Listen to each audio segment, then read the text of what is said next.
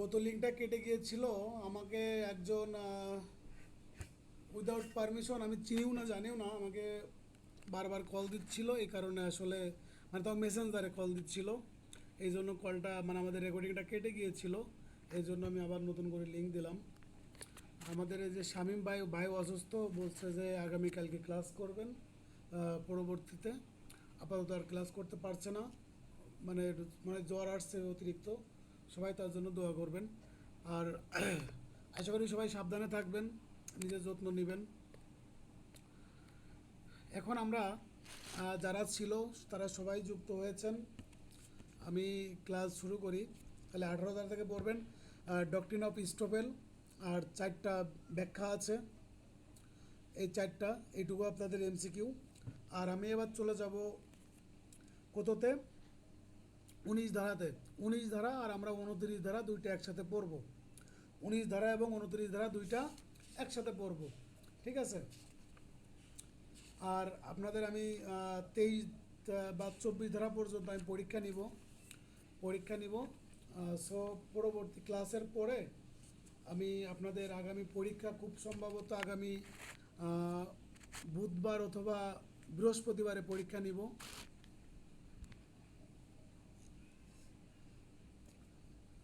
এখন দেখেন এই 29 ধারাতে কি বলতেছে। খারিজের পর 29 ধারাতে চলে যান, 29 ধারার পরে আমরা 19 ধারাতে চলে আসব। এই দুইটা ধারা একদম কানেক্টেড, এই কারণে আমাদের দুইটা ধারা এক করে পড়তে হবে। একটা ধারা সেপারেট করে পড়লে বিষয়টা বোঝা যাবে না। দেখেন, ক্ষতিপূরণের পর চুক্তিভঙ্গের মামলা দায়েরের প্রতিবন্ধকতা। চুক্তির সুনির্দিষ্ট কার্য সম্পাদনের মামলা একবার খারিজ হয়ে গেলে নতুন করে বাদী পুনরায় ক্ষতিপূরণের মামলা দায়ের করতে পারবে না।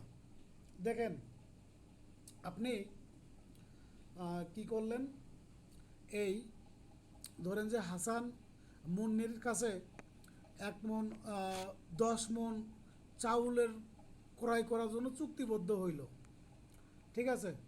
চুক্তিবদ্ধ হইল কয় মণ? 10 মণ চাউল ক্রয়ের জন্য।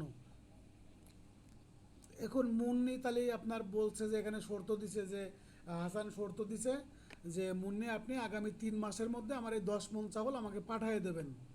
তো এখন মুন্নি দেখা যাচ্ছে 6 মাস হয়ে যাচ্ছে, 1 বছর হয়ে যাচ্ছে, মুন্নি এই 10 মণ চাউল পাঠাচ্ছে না। যখন চাউল পাঠাচ্ছে না তখন হাসানের কিন্তু মারাত্মক লেভেলের একটা ক্ষতি হয়ে গেছে, অলরেডি টাকা বায়না দেওয়া আছে। তো এখন যেহেতু 1 বছরও হয়ে গেছে, তখন মানে মুন্নি চাউল দিচ্ছে না, তখন হাসান মুন্নির বিরুদ্ধে মামলা করলো। কোন ধরনের মামলা করছে? এই যে বায়না টাকা দিছে, বায়না টাকার জন্য মুন্নি বা চুক্তির যে সমপরিমাণ যে মূল্য ছিল, এই মূল্যর জন্য হাসান মুন্নির বিরুদ্ধে মামলা করছে। এখন মামলা করার পরে মামলায় দেখা যাচ্ছে যে মুন্নি জিতে যাচ্ছে। জিতে গেলে পারে তাহলে মামলাটা খারিজ হয়ে যাবে। মুন্নি যখন জিতবে মানে মামলাটা খারিজ হয়ে যাবে। তা মামলাটা খারিজ হয়ে গেছে। খারিজ হয়ে গেলে খারিজ হওয়ার 3 মাস পরে হাসান যে আবার মুন্নির বিরুদ্ধে মামলা করেছে, ক্ষতিপূরণের মামলা। আগে করেছিল কিসের মামলা? আগে করেছিল এই যে আপনার 10 মণ চাউল, 10 মণ চাউলের যে টাকা বায়না দিয়েছিল সেই মামলা করেছিল। মামলাটা খারিজ হয়ে গেলে হাসান 3 মাস পরে যেয়ে আবার কি করেছে? মুন্নির বিরুদ্ধে ক্ষতিপূরণের মামলা করেছে। এখন এই ক্ষতিপূরণের মামলাটা বিচারক গ্রহণ করবেন বা গ্রহণ করবেন না, গ্রহণ করলেও সেটা খারিজ হয়ে যাবেন, ঠিক আছে? এর কারণটা কি? এই 29 ধারা, 29 ধারাতে বলতেছে যে তাহলে হাসানের কি করা উচিত ছিল? হাসানের উচিত ছিল যে এই মামলার সাথে একবারে ক্ষতিপূরণ চাওয়া। মানে মামলা মূল যে আপনার যে আছে, মূল যে মামলার বিষয়বস্তুর সমপরিমাণ টাকা প্লাস ক্ষতিপূরণ। তাহলে মূল যে আপনার বিষয়বস্তুর টাকা এবং ক্ষতিপূরণ দুইটা একসাথে মামলা দায়ের করা উচিত ছিল, বা এটা করা বাধ্যতামূলক ছিল। এখন দেখেন যে আপনার চুক্তির সুনির্দিষ্ট কার্য সম্পাদনের মামলা একবার খারিজ হয়ে গেলে পরবর্তীতে ক্ষতিপূরণ পাওয়ার জন্য মামলা দায়ের করা যাবে না। এটাকে বলা হচ্ছে আপনার আনুষঙ্গিক প্রতিকার। এটাকে আনুষঙ্গিক প্রতিকার বলা হচ্ছে। এখন দেখেন যে তাহলে এইটা আপনার এই 29 ধারাতে কি বলতেছে। আর এবার দেখেন 19 ধারাতে চলে যান। এবার আমরা 19 ধারাতে চলে যাব। 19 ধারাতে বলতেছে যে ক্ষতিপূরণের জন্য মামলা দায়ের করার বা মঞ্জুরের ক্ষমতা।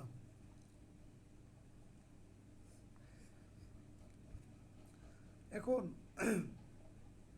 চুক্তির সুনির্দিষ্ট কার্য সম্পাদনের অতিরিক্ত হিসাবে বা পরিবর্তে কি করা যাবে?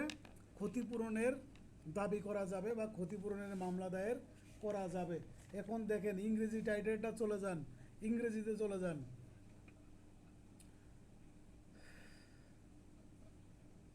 ইংরেজিতে চলে যান, এখানে দেখেন যে অতিরিক্ত হিসাবে বা কি হিসাবে? পরিবর্তে বা পরিপূরক হিসাবে কি করা যাবে? ক্ষতিপূরণ চাওয়া যাবে। এখন এই যে 19 ধারাতে বলতেছে আপনার in addition to or in substitution for, এই যে in addition to or in substitution for এর নিচে ডাক দেন বেয়ার অ্যাক্টে, ইংরেজির দ্বিতীয় লাইনে, বেয়ার অ্যাক্টের দ্বিতীয় লাইনে এই যে ইন অ্যাডিশন টু অর আপনার ইন সাবস্টিটিউশন ফর, এই জায়গা থেকে কি আসতে পারে? আপনার এমসিকিউ আসতে পারে। খুবই গুরুত্বপূর্ণ এই দুইটা ওয়ার্ড, যে in addition to or in substitution for, এই দুইটা ওয়ার্ড খুবই গুরুত্বপূর্ণ। আপনাদের আমি বলেছি ইংরেজি যেখানে প্রয়োজন আমি শুধু সেখানে আপনাদের পড়াবো এবং সেখানে আপনারা আমি দাগ দিয়ে বলে যাব।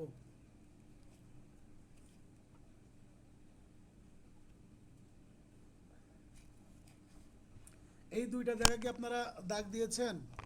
এই যে ইন অ্যাডিশন টু অর আপনার ইন সাবস্টিটিউশন ফর,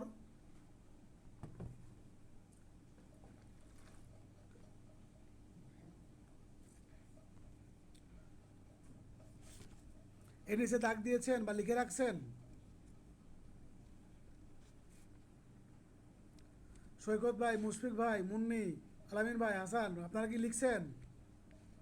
জি জি জি। আপনারা রেসপন্স করবেন, ক্লাসে রেসপন্স করবেন এবং অ্যাক্টিভ থাকবেন। দেখেন, সুনির্দিষ্ট কার্য সম্পাদনের অতিরিক্ত হিসাবে বা পরিপূরক হিসাবে বা পরিবর্তে কি করা যাবে? ক্ষতিপূরণ চাওয়া যাবে। কিন্তু এই ক্ষতিপূরণ আর যে আপনার সুনির্দিষ্ট কার্য সম্পাদনের এই দুইটা মামলা একসাথে করা লাগবে। আমি আজকে করলাম কি?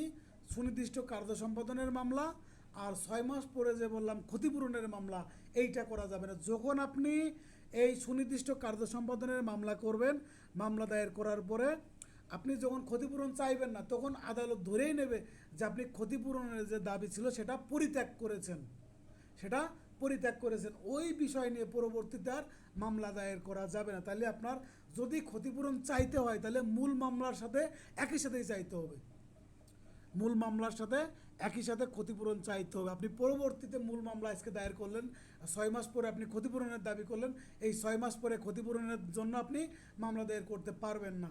এই কথাটাই বলা হচ্ছে আপনার 19 ধারাতে এবং 29 ধারাতে। তাহলে দেখেন আমরা এই 19 ধারাতে আর 29 ধারাতে আমরা কয়টা জিনিস পাইলাম? কয়েকটা জিনিস পাইলাম। এক নম্বরটা হলো যে মূল মামলার সাথে ক্ষতিপূরণ দাবি করতে হবে। মূল মামলার সাথে যদি ক্ষতিপূরণ দাবি না করে যদি মামলা দায়ের না করা হয়, পরবর্তীতে ক্ষতিপূরণের জন্য মামলা দায়ের করা যাবে না। আর 19 ধারাতে পাইলাম যে আপনার ক্ষতিপূরণের দাবি করা যায় কোনভাবে? অতিরিক্ত হিসাবে বা পরিবর্তে, অতিরিক্ত হিসাবে বা পরিবর্তে। এই হলো আপনার এই 19 ধারা এবং 29 ধারাতে মূল এমসিকিউ। আর এই আপনার ক্ষতিপূরণের মামলা দায়ের করতে হবে যদি এখানে দেখেন যে চুক্তির সুনির্দিষ্ট কার্য সম্পাদন এবং ক্ষতিপূরণের মামলা দায়ের করতে হয় 1 বছরের মধ্যে। দুটো একসাথে পেশায় মামলা দায়ের করতে হয় 1 বছরের মধ্যে, আর শুধু ক্ষতিপূরণের মামলা দায়ের করতে হয় 3 বছরের মধ্যে। শুধু ক্ষতিপূরণের মামলা দায়ের করতে হয় 3 বছরের মধ্যে। এখন দেখেন, বায়না অর্থ ফেরতের জন্য মামলা দায়ের করতে হয় কত ধারা অনুযায়ী? 19 ধারা অনুযায়ী। বায়না অর্থ ফেরতের জন্য মামলা দায়ের করতে হয় সুনির্দিষ্ট প্রতিকার আইনের 19 ধারা অনুযায়ী। যেমন যে আমি বললাম যে মুন্নি হলো হাসানের কাছে এই 10 মণ চাউল ক্রয়ের জন্য চুক্তি করেছে। এখন 10 মণ চাউলের জন্য হাসান 10,000 টাকা মুন্নিকে প্রদান করেছে। এখন এই 10,000 টাকা প্রদানের জন্য, এই 10,000 টাকার জন্য হাসান যখন মুন্নির বিরুদ্ধে মামলা দায়ের করবেন কত ধারা অনুযায়ী? মামলা দায়ের করবেন সুনির্দিষ্ট প্রতিকার আইনের 19 ধারা অনুযায়ী। এই পর্যন্ত বুঝতে পেরেছেন? এই পর্যন্ত বুঝতে পেরেছেন? কেউ যদি না বুঝে থাকেন তাহলে আমাকে বলেন। একজনও যদি না বুঝে থাকেন আমাকে বলেন, আমি আবার বলবো।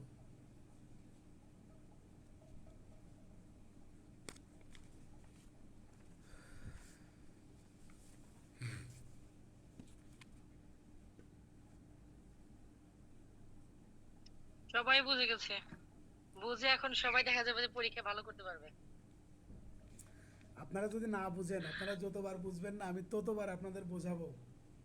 আমি চেষ্টা করব না বুঝলে তো জিজ্ঞেস যতভাবে করবে সবাই। সহজ করে হোক, যত সহজ করে আপনাদের বোঝানো যায় আমি চেষ্টা করব তত সহজ করে আপনাদের বোঝানোর জন্য। এবং আমি কিন্তু কঠিন শব্দ ব্যবহার করি না, বা আমি চাইলে ব্যবহার করতে পারি, বা আমি পর্যাপ্ত পরিমাণে ইংরেজি ওয়ার্ড দিয়ে আমি আপনাদের বুঝাইতে পারি বা বোঝানোর চেষ্টা করতে পারি, কিন্তু আপনাদের জন্য আমি সেটা করি না। আমি কিন্তু বাংলা থেকে ইংরেজিটাকে বেশি প্রিফার করি, বা আমি বাংলা থেকে ইংরেজিটা বেশি ভালো পারি। ঠিক আছে, মানে আমি মানে আমার নিজের কাছে আমি আমার এই কলেজ লাইফের পর থেকে বা ইউনিভার্সিটি লাইফ থেকে আমি বাংলা থেকে ইংরেজিটাকে একটু বেশি প্রাধান্য দিয়ে আসছে, বা এই বাংলা থেকে ইংরেজিতে একটু মানে ভালো পারি আর কি।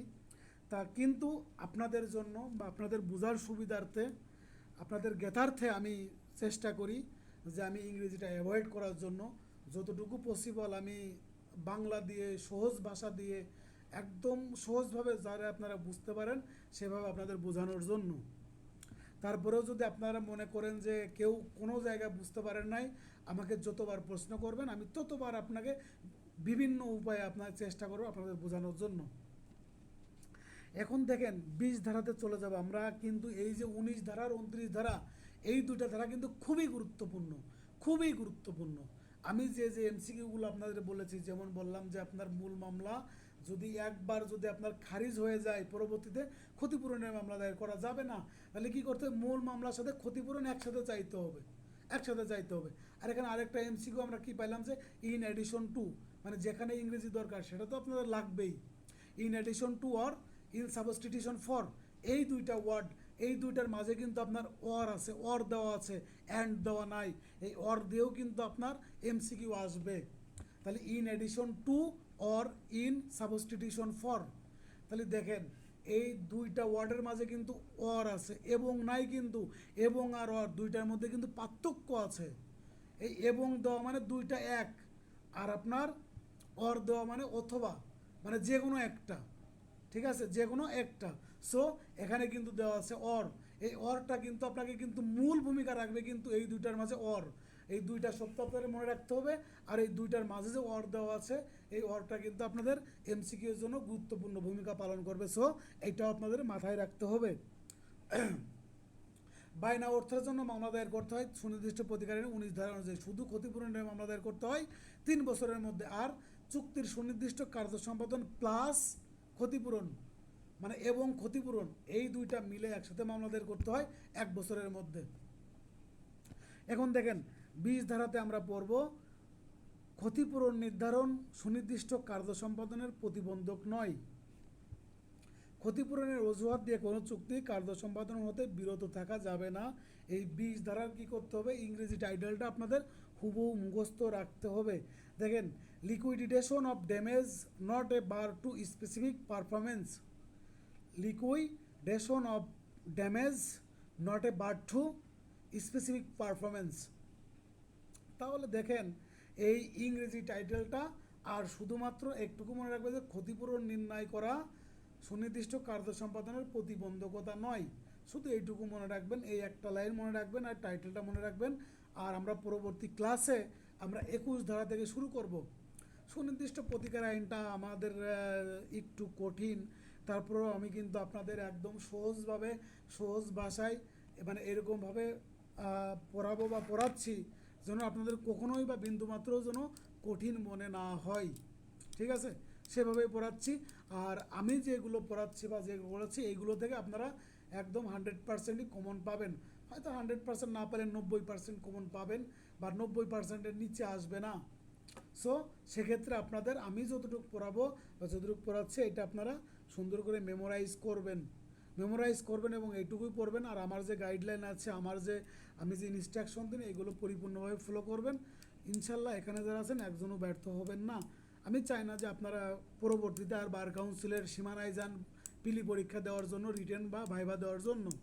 ঠিক আছে, সুতরাং তাহলে আমরা আজকে এই 20 ধারা পর্যন্ত বললাম। এই 20 ধারা পর্যন্ত কারো যদি প্রশ্ন থেকে থাকে তাহলে আমাকে প্রশ্ন করেন, আমি আপনাদের উত্তর করব। আর পরবর্তী ক্লাস আমি 21 ধারা থেকে শুরু করব।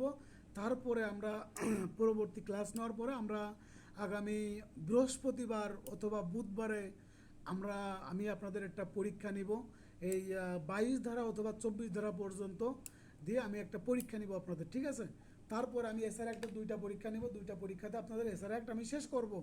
সো আপনারা এই যে আপনার 22 ধারা বা 24 ধারা পর্যন্ত আমি যতটুকু পড়াবো এই পর্যন্ত আপনাদের পরীক্ষার প্রস্তুতি নিতে হবে এখন থেকেই, ঠিক আছে?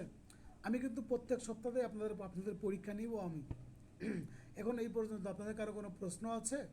আজকের ক্লাস আমি 20 ধারা পর্যন্তই পড়াবো, অতিরিক্ত পড়াইলে আপনারা হয়তো একটু আপনাদের জন্য কষ্ট হয়ে যাবে। বলেন, কারো কোনো প্রশ্ন আছে? ভাই আমার একটা জিনিস জানার ছিল, জি জি জি। এটা হচ্ছে আপনার যে নোট হ্যান্ড নোট গুলি, এখন মনে করেন আমি আজকে যে আইন পাঠটা কিনে নিয়ে আসছি এমসিকিউ, এখন আপনি যেটা